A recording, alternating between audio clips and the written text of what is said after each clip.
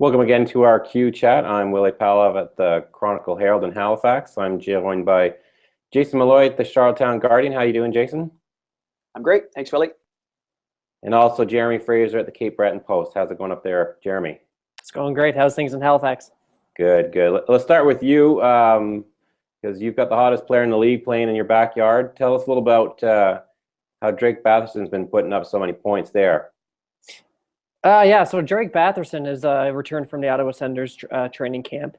Came back into the lineup and sparked some other guys, making other guys look good as well as himself. Leading the league in points right now.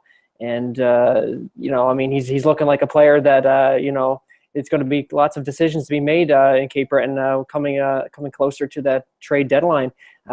Cape Breton has an opportunity to possibly move Drake Batherson and help with the future, or they can keep him and see what Dumont can do with maybe getting some more players in and going for a run.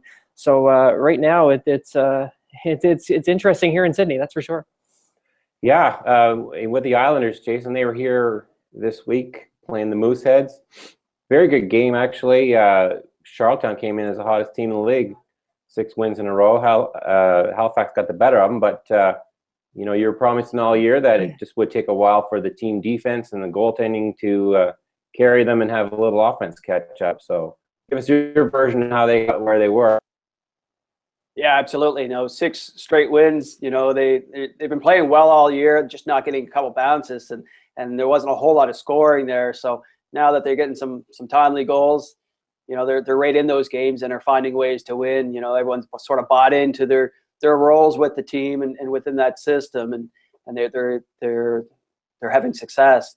Some bad news is, I guess 2 games ago, Gregor McLeod got hurt, didn't play in Halifax, and is not making the trip to Quebec this week. It's a big blow. One of their top offensive guys who had missed a portion of the early season, but if we've learned anything about this team, you can't count them out. They're gonna work hard every night, and by working together, that's how they're gonna get wins. Yeah, the other thing I noticed, Dakota Lund Cornish got the start. I thought it would be Matt Welsh here in Halifax, but Coach Halton's showing some faith in the young goalie.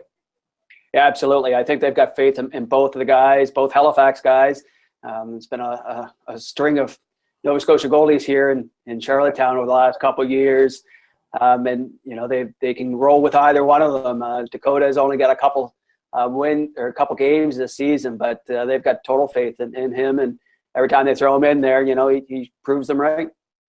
Yeah, we're sort of seeing the same story here in Halifax. Alexi Gravel had a great season as a 16-year-old last year. Came in expecting to be the number one and was, but has struggled really in my mind for the first month. But every time they put Blade Man Dixon in there, he comes through. And now, of course, Gravel's out with a short-term injury, but some great goaltending across this conference. And I would say the same thing up in Sydney, wouldn't you, Jeremy?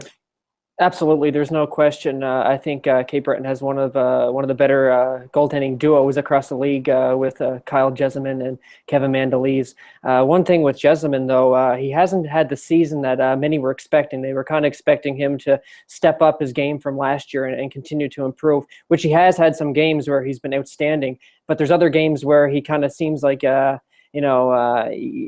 wouldn't say flustered, but I would say that, he finds himself in trouble.